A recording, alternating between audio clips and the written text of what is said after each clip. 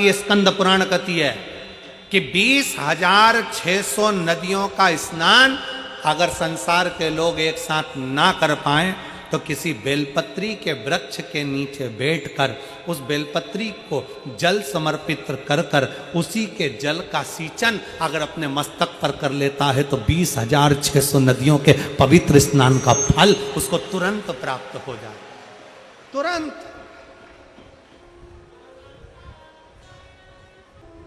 अब कोई हमसे पूछे कि तुमने 20,600 नदियों का स्नान करा है, तो हम कह देंगे हाँ हमने करा है।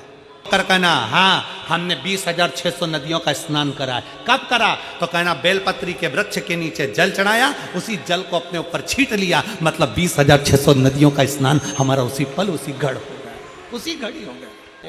शिव महापुराण की कथा कहती है शंकर भगवान पर चढ़ाए गए जल का जरा सा भाग जब हम आचमन करते हैं या अपने शरीर पर छींटते हैं या अपने घर पर दुकान पर छींटते हैं तो 20,600 तो पवित्र नदी और उतने ही सरोवर, उतनी ही बावड़ी, उतने ही कुंड, जितने नदियां हैं उतने ही कुंड हैं।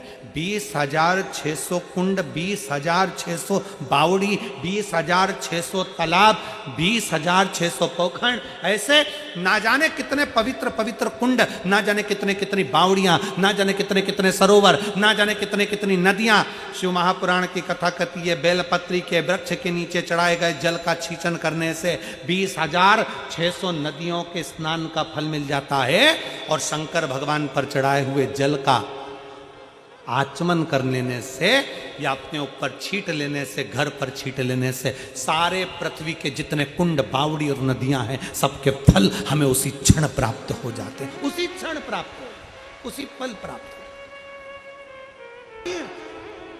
सारे पुण्य मेरे शंकर के पास है, 33 कोटि देवता शिव के पास।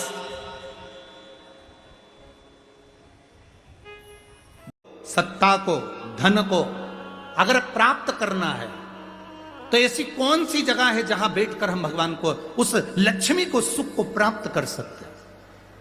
शिव महापुराण की कथा कहती है सारे तीर्थों में जाकर स्नान नहीं कर सकते, सारे तीर्थों में जाकर दर्शन नहीं कर सकते, 12 ज्योतिर्लिंग में जाकर जल नहीं चढ़ा सकते, तो बेलपत्री के वृक्ष के नीचे बैठकर अगर पंचाक्षर, षडाक्षर या श्री शिवाय नमस्तुभ्यम का जाप भी कर लोगे सारे तीर्थ का फल प्राप्त हो जाता है।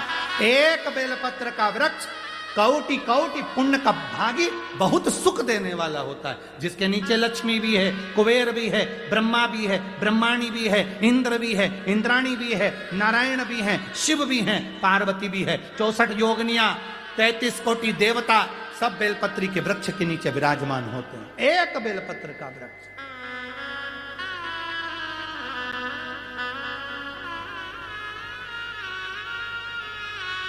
लोग हमसे कहते हैं गुरुजी आपके पास में कोई माला हो ना तो हमको दे दो। हमारे पास में एक बेलपत्र रहती है पोथी की, हम वो दे देते।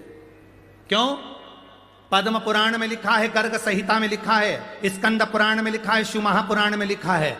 एक एक पुराण को उठाकर देखना, पूरी पुराणों में लिखा है एक बेलपत्र जब हम किसी को दान देते हैं, एक बेलपत्र जब हम शिव महापुराण पर या एक बेलपत्र जब हम शंकर जी के शिवलिंग पर समर्पित करते हैं तो 1.25 मन सोने के सिंहासन पर शालिग्राम भगवान को 1.25 मन सोना चढ़ाकर किसी ब्राह्मण को दान दे दो, उतना फल केवल एक बेलपत्र दान करने से, शिव को समर्पित करने से मिल जाता। एक बेलपत्र इतना फल है। क्या बेलपत्र में लोग कहें बेलपत्र दी गुरुजी ने? हमारी तो पूंजी, अगर कोई हमसे कहे कि सीवर वाले महाराज की पूंजी क्या है तो एक रुद्राक्ष और एक बेलपत्र, ये 2 पूंजी है।